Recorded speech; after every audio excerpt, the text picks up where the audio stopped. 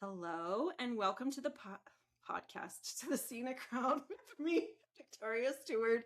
We're derailing right from the start. It's great. Where we talk about unexpected pivots, just like this. And where maybe you thought you were moving in one direction and something happens in your life and you're like, oh, wow, I have to change course. And how sometimes these unexpected changes actually take you in a direction that was better than you ever were imagining for yourself in the first place. So today I'm very excited to have a fellow money coach, Jessica Kleine, here today with me. And we're going to talk about money stuff, and really her life and what's... We'll be sure to hit on at least a little bit of money stuff, but we'll see where this goes. Money stuff. But Jessica, thank you for being here. And would you like to introduce yourself? My name's Jessica Kleine, and I am a money coach. I'm a money coach specifically for women because we tend to think about and do things with money much differently, and have lots of layers and baggage that goes with it. So I have been kind of working on specializing, detangling all of the different things that women bring to the table when it comes to money. Amazing. Yes, we have, there's so much that we tie our worth and everything else to it that it's really interesting. It's very interesting how that happens. It is. It's a lot. It's just a lot. It is a lot. It is a lot. Yes. Just like everything in this world right now feels like a lot.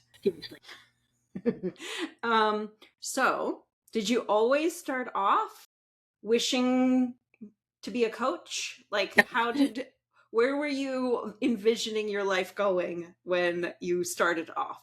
So I was the straight A ambitious kid that was going to have a corner office somewhere. I was going to go to law school and be a lawyer, and I had a whole path kind of laid out for me. And then I had a very distinct moment in college, when they have the little pieces of paper with those little tabs that you're to schedule things. It was to sign up for the LSAT. And I remember pulling that off and standing there for a second and being like, what if I hate it? It was the first time I ever questioned, what am I doing? Why am I here? What am I doing? So I kind of derailed myself a little. I still stuck with law. I got a degree in psychology and criminal justice. But I decided to go the cheaper route, and I got a paralegal certification first. So my past life is paralegal because I wanted to see if I hated it. I didn't want to spend $1 bajillion and more years in school if it wasn't something for me. So I kind of started there. Turns out, didn't want to be a lawyer. Shocking, I know. Got married. Ended up in I don't even, this is going to be a whole life story you're getting right here because I didn't. As much details as you want to share. Yes, please. Coaching was this last little chunk of my life, but man, there was a whole lot that got me here. I was never planning on being the stay-at-home mom, but then we got married and planned on having kids and had a hard time having kids. So after going through years of fertility issues and different treatments and all of that kind of stuff, once we finally got pregnant, I was like, I don't want to go back to work. I don't want to miss anything. It took so long to get to this point. So we had it planned out where I knew I had enough that I could survive at home for 6 months after the baby was born, stay at home for 6 months. And then I would probably have to go back to work, but at least stay home as long as I could. And now I'm 20 years later and I'm still home. So, and I couldn't tell you, I've had people ask, well, how did you do that? I'm like, I have no idea. We have a family motto of we'll figure it out. And that's kind of how it's been the whole time. So money coaching sort of happened on accident, kind of, because I didn't even know it was a thing that existed. At the time when I heard about it, I not only decided to give up, to not do the career and stay home with kids, and then I did all sorts of the regular stay-at-home mom stuff and gathered up all sorts of knowledge. Was big in personal development for a long time.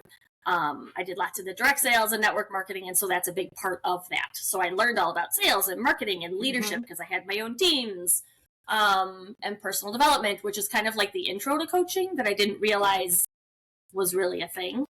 But then I got to a point we started homeschooling also, not on my list of things to do as a grown-up, but we decided to start homeschooling. And at that point I was like, okay, I don't want to do any of that anymore. I don't want to, like, I have to focus on this. And within like a year and a half of homeschooling, I'm like, I need something else to do.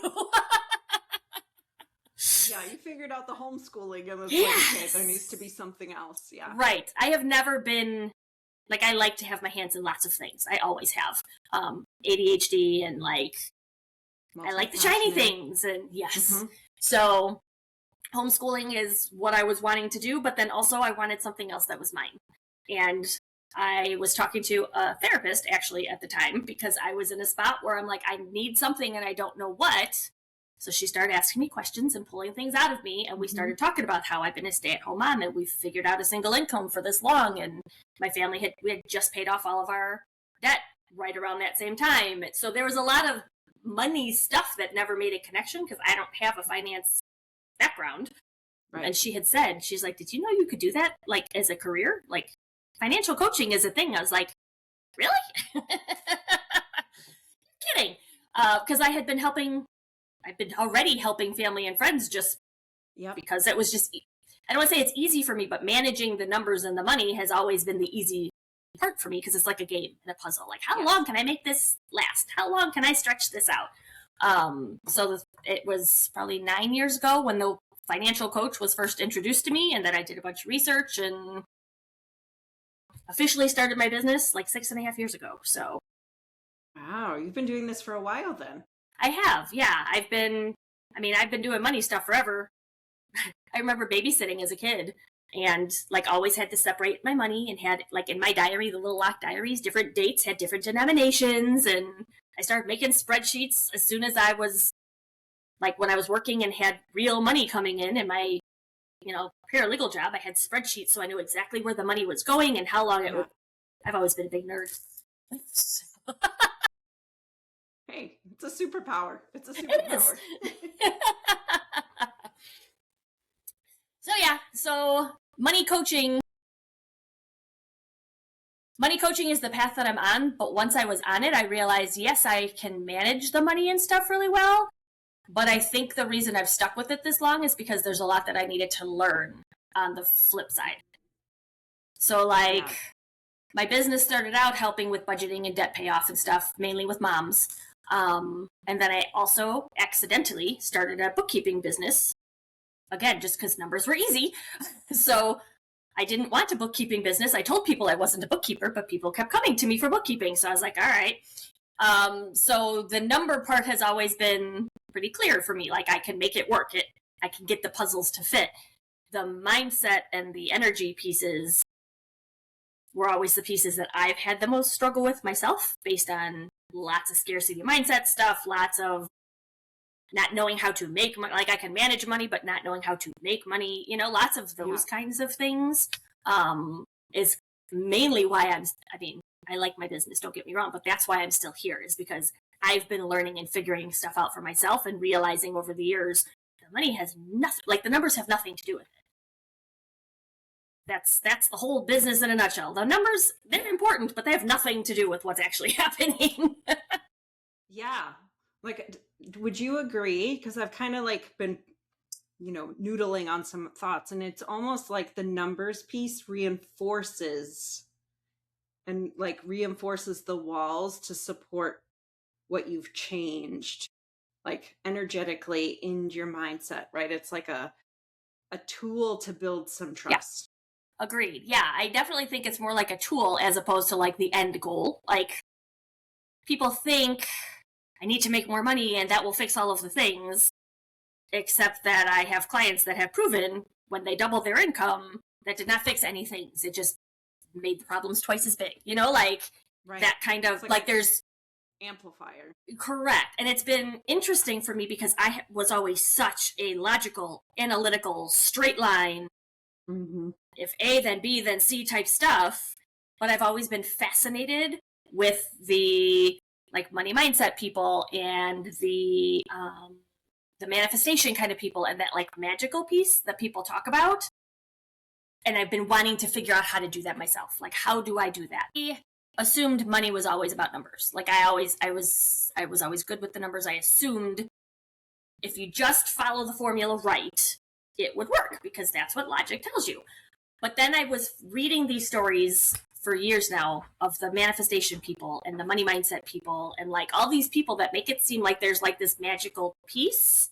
And my brain was like, but what would that be? Like, what is that? How do I find that? What is that piece? And so I would argue with myself for years in the beginning. I'm real good at that, by the way. I talk to myself often. But like an inner fight between what I can see and what I know versus, okay, but all of these people are talking about this whole other layer and I don't get it. So I think the coaching aspect has really helped to open my eyes up to the whole, abundance mindset and growth mindset, and you can actually you can create things with your thoughts and kind of all of that. And I've been doing a lot more experiments the last few years on myself to try to, because I need to test it, I need to prove it, I need to research it. So I've been doing a lot of those kind of tests to see what happens, and it's been fascinating. And so now I can take that and I do the same thing with my clients. They come to me because their numbers are a mess, or they come to me because they can't quite pay their bills, or they come to me for whatever issue it is. Yes, we're going to fix those numbers. And while we do that, I'm layering in some of these little mindset shifts and some of the stories that I find and the patterns that I'm seeing and the energy work that I do.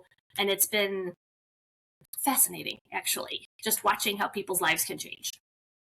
Yeah. And I've noticed that for most coaches that I've spoken to, right, you start with like one thing and then you just keep learning and trying almost for yourself. And the parts that really work for you, you're like, oh, well, let me try pass on this thing that has worked for me to my clients. So I'm just curious, with all of your explorations, are there some modalities or methodology that you loved the most that like were like, oh, and then I tried this and this was super fun and now I roll it in? And just because there's so many that like it can just like the one for a person can be like, oh wow, the whole world opens, right? But you might not have never heard of it. Right. So I'm notorious for like wanting to recreate the wheel all the time. All of the time. Like I'll find something, but I want to make it better. So I'm going to do it myself. So like the system that I teach, it was built from like the actual money system that I teach was built from like 3 or 4 different other systems that I learned from the time I was 18 and just have been refining and redeveloping and doing it that way. Same with all the other, like I was a big follower of, I didn't do any of the certifications or anything, but like the Life Coach School podcast, I did a lot. I listened to a bunch of that and worked with a bunch of like students of that. I used to listen to Tony Robbins, like nobody's business. Bob Proctor, like those kind of people too. But in terms of actual modalities, like I'm a certified sacred money archetypes coach. So I get into like money personalities, and there's tests that people take, and I can use your top 3 to kind of, okay, what are your challenges? What are your strengths? How can we help make things flow a little bit better for you? I'm a big fan of EFT tapping. That's a modality that my friend Barb teaches it. And it's one of those things like I love it when I do it and then I forget about it because I am a squirrel. Yes. But when I remember, like, and I know some of the other like mentors that I've learned from, Denise Duffield Thomas, I listen to her stuff. Amanda Francis, I have a bunch of her stuff. A lot of these in these manifestation type spaces, they're big on tapping. What else? Human design. Oh, human design. I don't do it with my clients yet because I haven't allowed myself the time and space to really get into it, but I have an entire bookshelf with human design things. That's on my list of things to do that I'm going to be adding in because it's fascinating. And everything I've learned about myself with it is enough for me to be like, well, if I can learn this much, I can totally help my clients in this direction too. So it's funny. My business coach, every time I mention something new, like her eyes roll back to the back of her. She's like, not again. She's like, can you focus? I'm like, no, I can't. I feel like some of us need like something going on back here so that you can focus. Correct. Well, and that's it. Like I'm always, the thing is, like I'm kind of not revamping my business, but like I don't know the word right now because words are hard, but I'm getting my business back up and running on the coaching side, because for a number of years, the coaching took a backseat to the bookkeeping, because the bookkeeping was consistent. The money was coming in a little bit more consistently. I didn't have to work as hard for the clients in bookkeeping. Mm-hmm. So that was where my focus went. And now this year, okay, the bookkeeping is consistent. It's paying the bills and I am good at it. It's fine, but it's not what lights me up. So now that I have the space to be creative in the coaching, because that's what I feel like. Coaching is a more creative space, whereas the bookkeeping and like the budgeting and that kind of stuff is more the like tasky kind of space. And so now that I have this brain space available, all the things that I wanted to do, 6 years ago when I first got started is all flooding back into my head, which is great. And also a little distracting as I'm also trying to like get everything back up and running. Yes. And then you have people like me who are like, would you like to be on my podcast? Let me distract you some more. No, I love it. Because honestly, the conversations that I've had on podcasts, like this is the best. One of the reasons that I want to get more fully into my coaching is because I want my one-on-one practice to build back up again. Because my relationships that I had there were like phenomenal. And I still keep in touch with a lot of the people, and they send me updates on their life. Like it's been 5 years and they'll still send me an update when something happens. Whereas I don't have that relationship for most of my bookkeeping clients, because that's more of a transactional. They pay me to do their books, and I send them reports, and I send and that's all it is. So I'm not in it with them, but my coaching, like I get to be in it with them, whether it's their business finances or their business in general, because I do business coaching kind of inside of it without being a business coach. But I've been in my own businesses for over 20, like I've had over 2 decades of business experience. So between the business stuff, the personal side, I'm there for when things break and it gets hard and they're calling me trying to figure out what to do. Like, I just like that I get to be a part of their lives and play a little bit of a role in watching the transformations that happen, because like that's the whole, that's why I do it. I didn't realize that when I first got started. I'm like, I could use the money. Let's build a business.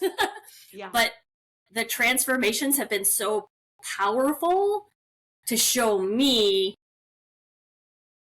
I don't know, like it's just a very cool experience when you can watch where somebody was and see their eyes light up when they finally see, oh, this is actually working. And then they get excited and then bigger things happen. So. Yeah. Like we're helping them along the way, right? Like I feel the same way with coaching, because a lot of things you do drains your energy, right? Like, yes, doing coaching sessions, working with people, it still requires you to utilize energy. But I feel like usually kind of similar to when I do a podcast, I'm like all lit up afterwards. I'm like, that was awesome. Like there was a little bit of an aha. There was a little bit of a this, right? Like you're building that, like a deeper connection with the person, and also helping them build those deeper connections, which feels so important right now. Yeah, it does. Like how disconnected all of us have gotten, that it's kind of like helping us all come back together.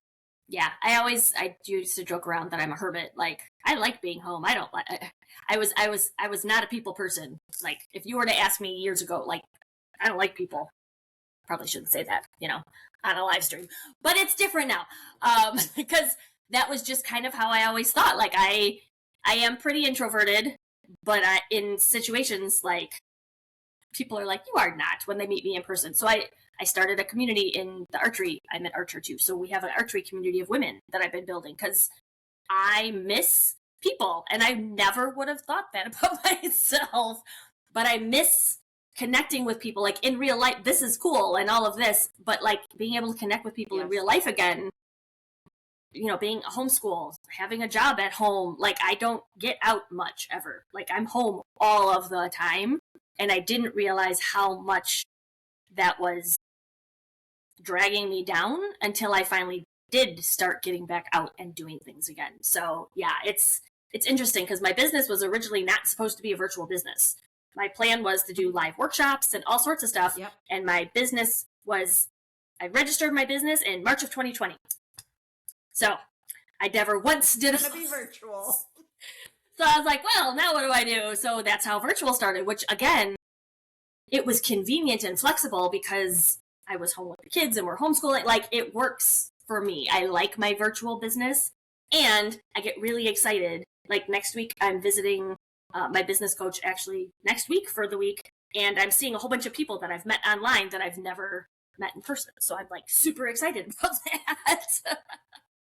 Yes. Yeah, it's so neat when you like have built these relationships with people online and then you like meet them in person and you're like, oh my God, but I've known you forever, but it's right? so great.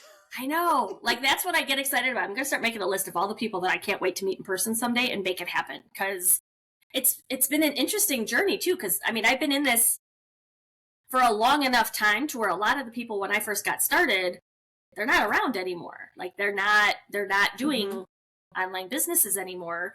I only have a handful that I still talk to, and one of them is my business coach. I actually just reconnected with somebody on LinkedIn yesterday because she came across my feed. I'm like, oh my God, like, I remember you. Do you remember me?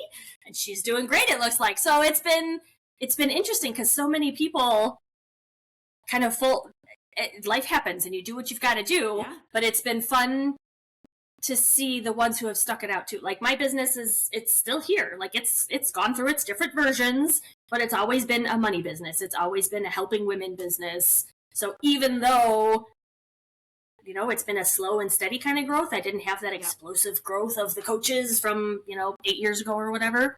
Yeah. But I'm still here, and a lot of them are not. So, and I'm building it on my own terms. Yeah, which is important, right? I think that's a thing that a lot of us forget. And like, in the comparisonitis of trying to do a virtual business, of like showing up on somehow all of the platforms, somehow people do that. And I'm like, but I don't like, do we have to? We all know the answer is no, right? But it's also, but we do it anyway. But I should more, right? Like, there's somehow I'm not reaching the people. And it's like, well, you know what? We forget, because I feel like most things taught with the virtual businesses, like, you do it fast. At least it seems like it's fast, but it's just not. Slow and steady. Slow and steady, right? Yeah.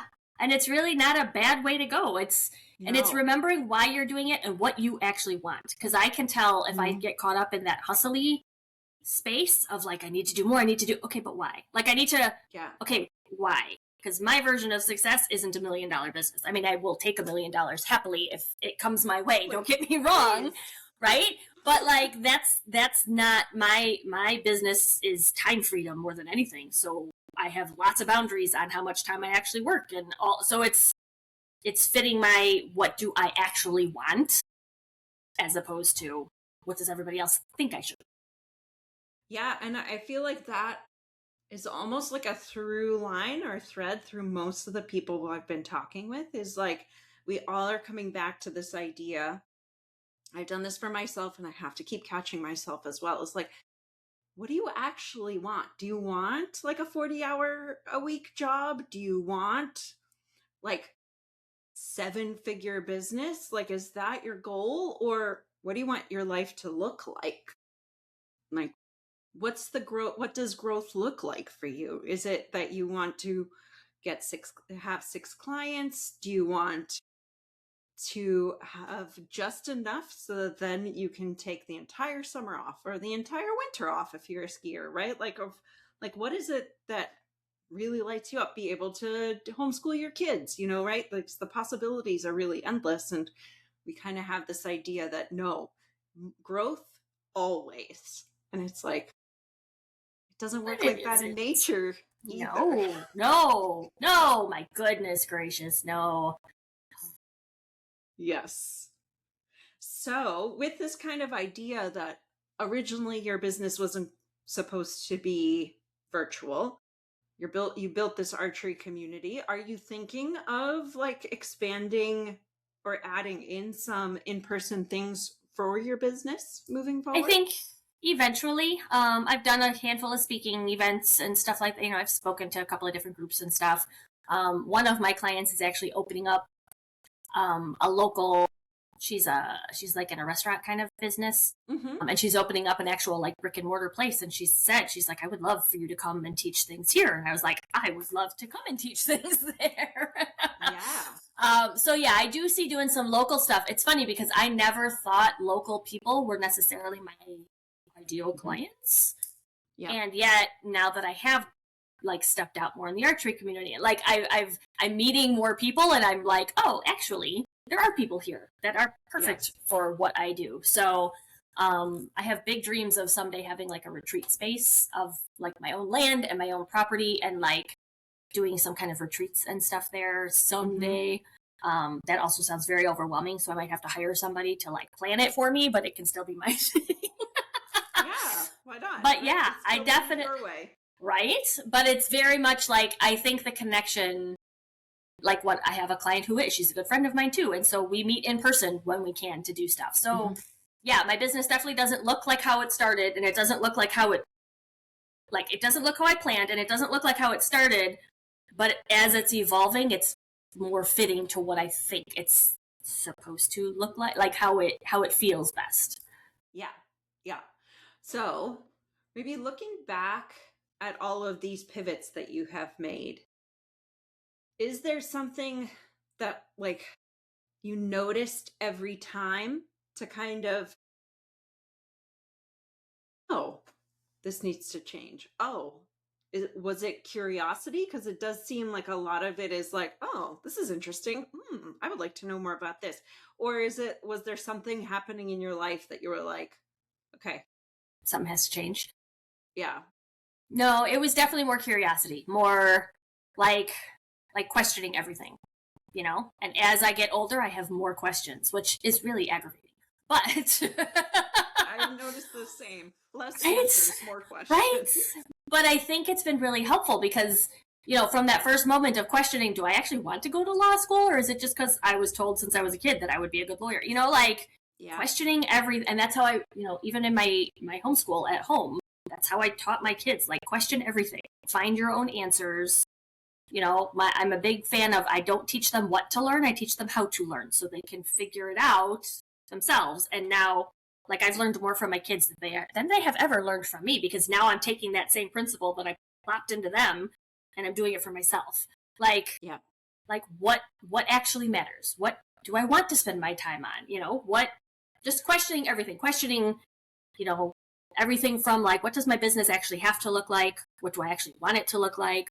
What kind of clients do I want to have? Like pricing, like everything from pricing to clients to how much time do I want to spend to, okay, in the future, do I see myself doing this? What would that look like? You know, how all of the different variations.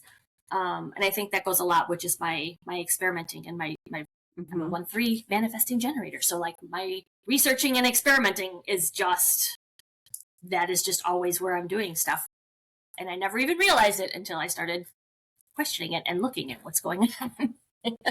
Yeah. And I think that like we get sold this story that, and you know, that you start here, you go here, and there's isn't the majority of the population the manifesting generators, or manifestors and generators, and manifesting something generators like that. might be a little, but like there's so many of us that are supposed to be doing different things all the time. Like if you stay too long, then your whole it like sucks the life out of you. Yeah. And I used to always muscle through. Right?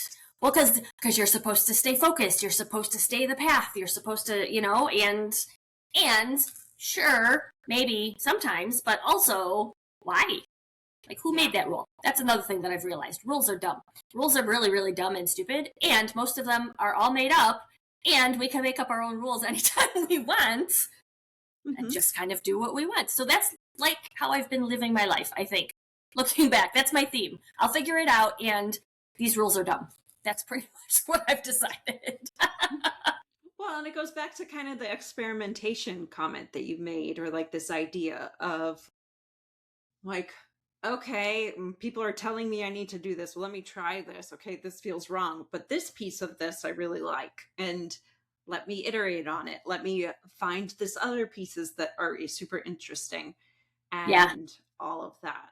And that probably means that like what you're building now, I know you were saying like you want to reinvent the wheel, but you're just integrating a new wheel. You're not reinventing the wheel, right? I'm not, but I like to be dramatic. Well, that makes it fun and a good story.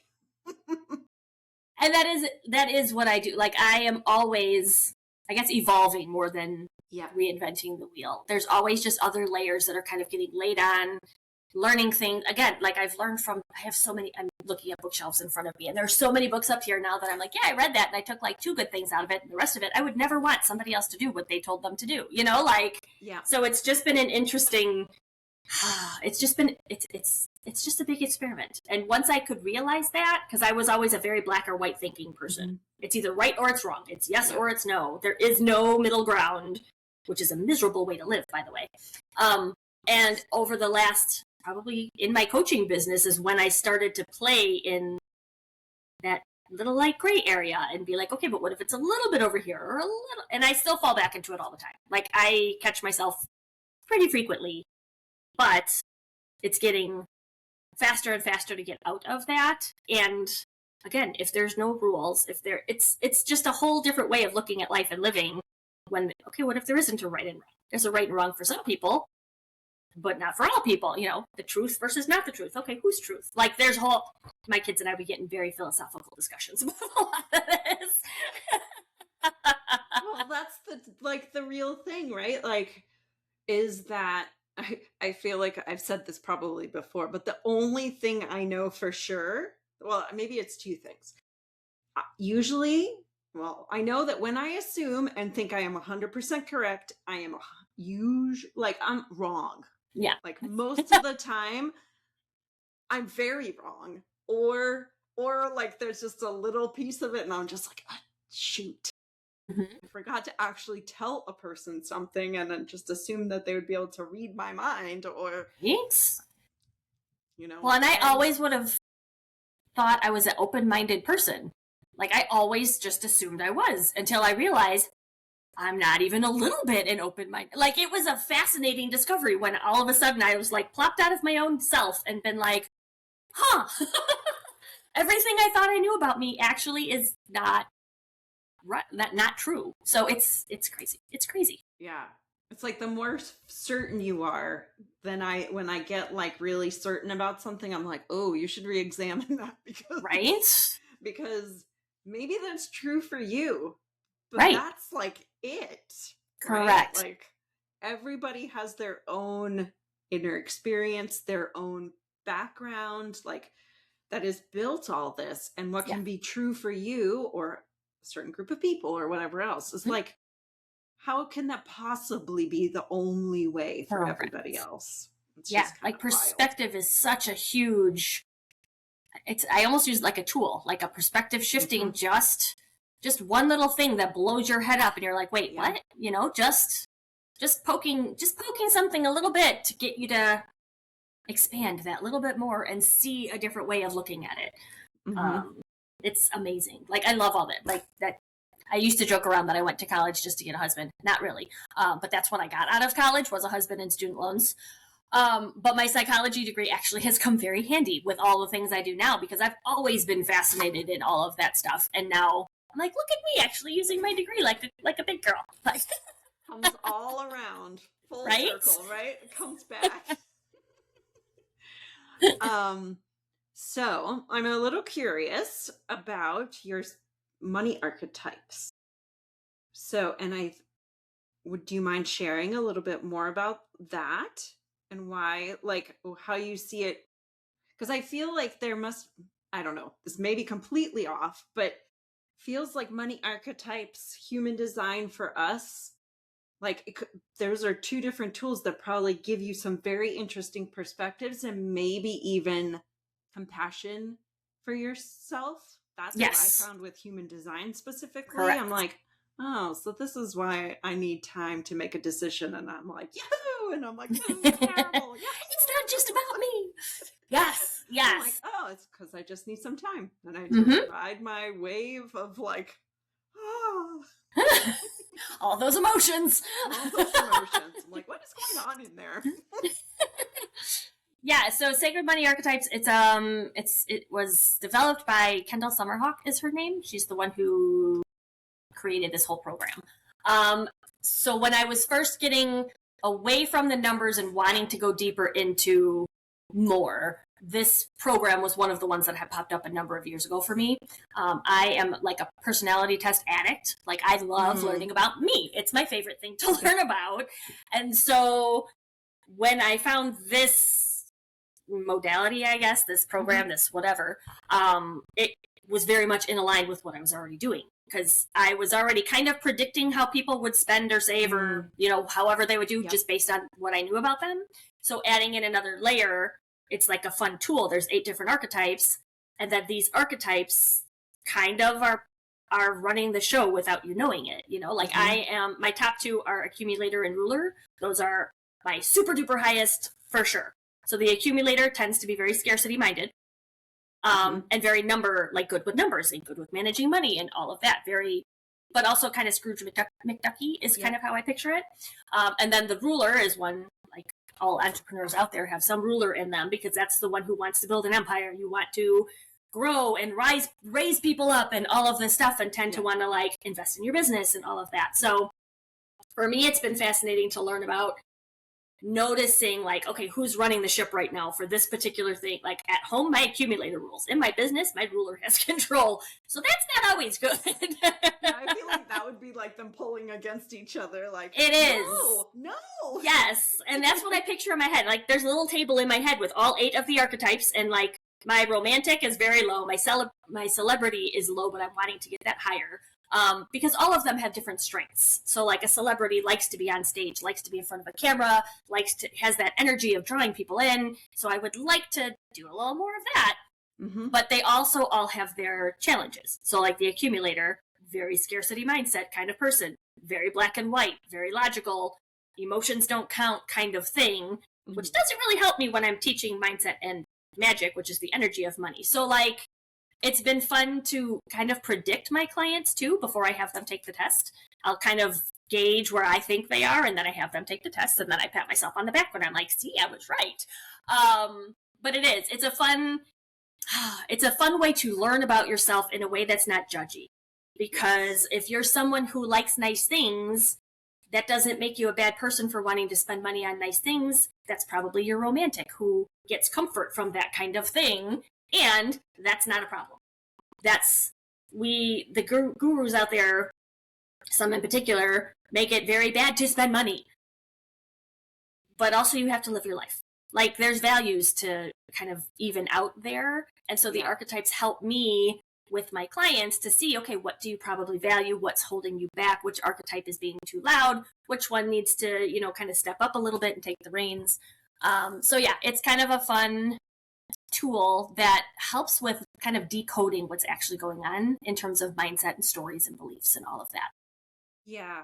I feel like also just with you talking about it, it kind of makes it interesting rather than being like, like, oh, here I go again, spending all this money on this fancy thing that I didn't need.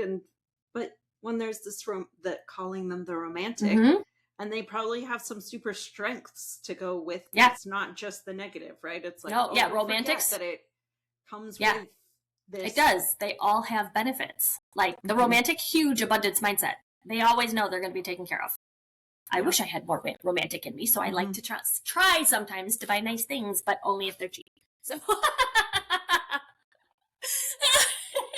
the accumulator's like, right? Seriously, it's a battle all the time. But it's just a fun way of getting to understand yourself better. And it's not even that, it's fun, but it's a way to like relieve some of that judgment, some of that shame of like, why am I like this? Oh, well, it's because my money personality is just kind of programmed that way, And there's things you can do to shift them and all of that, of course, to build up the strengths. But like, it's a nice, easy, safe way to talk about money that isn't intimidating, and it isn't going to make somebody crumble by like, let's open up your bank account right now and see what's going on. Like that's not fun for people who are already panicking about their money. So this is kind of an ease into some of the work that I do. No, I feel like things like that get the curiosity about things going. And then I don't know, for me at least, then when I notice like maybe the less desirable thing or response, sometimes it makes you kind of go like, oh, hello, nice to see you again, you goof, right? Like, correct. Can we like laugh about this a little bit and pull it back a little? Well, it's always the same stuff. Like, there's just that part of you that's trying to keep you safe. Oh, but when you can recognize that, when you can like observe yourself instead of like be in it so much, which is a big part of coaching, is seeing the thoughts, not being the thoughts. When you can assign those different voices, hopefully other people have voices in their heads, but when you can assign those different voices with like a persona, like my accumulator who gets a little uptight all the time, like, oh, I see what that is. They don't feel safe right now. How do I make them calm down? You know, so it's different tactics then on how to live with the archetypes that you have. Yes. Oh, cool. So is there anything that maybe, is there anything you wish I had asked you about that we haven't talked about? No, that's a question I've never been asked, and I don't have an answer for that question. Well, then maybe the answer is no. I guess, like, yeah, my everything I do for the most part is a pretty open book. So yeah. So instead, is there anything that is you're like, well, you mentioned human design, you're super getting into it. Is there anything else that you're really excited about right now or lit up about that you like are incorporating into the business, or you're about to offer something, or you're just learning for the funsies of it? Kinda. So the human design, learning for the funsies, of course. I actually just revamped my website, so it's finally not bookkeeping focused. So I built it all by myself. I'm so proud of myself, and it looks pretty, and I hope all the buttons work. And if you find buttons that don't work, please let me know. Constructive criticism and feedback is very important when absolutely. Good grief. But it was fine. I actually started a YouTube channel. Nice. I haven't posted anything on it now in a few weeks. There's only a few videos because I had realized when I find somebody that I like, I binge all of their stuff, and I have nothing out. Like, I've been in business for 6.5 years, but you won't find me anywhere because everything I do was always in a private Facebook group or lives in my Google Drive. So I'm working on getting that celebrity to step up a little bit and to get out there more and put things in other places so people can find me. So I don't know if that's exciting or not, but I've been wanting to do that for years, and I finally did it. So that's huge. Well, that was like with the podcast for me. I was like, I love this. I love podcasts. I've wanted to start one for a long time. And I'm like, well, you know what? Just do it. Yeah. In this most simple way possible, because otherwise you'll never do it. Yep. So start with something. Absolutely. Yeah. And there's still lots of stuff that, like, I always wanted a podcast. I have people telling me I need a podcast. I have not yet started a podcast. A blog. I haven't started a blog since a million years ago. I do workshops now too. So I've been starting to run free workshops again. So I will have one of those coming up on Sacred Money Archetypes in July. Cool. July, tentatively set for July 23rd. Because I like the interaction of the workshops. I love to teach, which again, would have never guessed that about myself, but man, I learn a lot of stuff. I got a lot of stuff in my brain, and if I can dump it out and help somebody with it, that's what I'm going to want to do. Yeah. I feel like you learn it so much better too in like trying to explain it to somebody else or to help to teach it. You're like, oh, okay, I'm starting to get it better because I'm talking about it. It's like solidifying it into your own knowledge. Absolutely. Yeah. So cool. So we will include the workshop information in the show notes. If people are curious about working with you or just following you, we'll include maybe your YouTube channel in the show notes as well. Yeah. And where would you like to point people to? I have been working on getting more active on LinkedIn. So LinkedIn is a good place to find me, and I'm also on Facebook. The handle for both of them is Jessica Kleine 02. Because 2 is my favorite. Kleine 02, and we'll put those links in the show notes so that way people can just go click or copy and paste. Perfect. Let's make it easy. Yes, exactly. That way then people can find their people, right? And the knowledge that resonates and the pieces and parts that they can build their own wheel or whatever they want to be building. Definitely.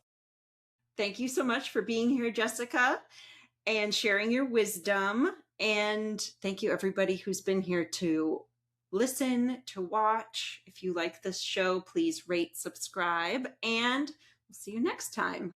Thank you very Bye, everybody. much. You're welcome.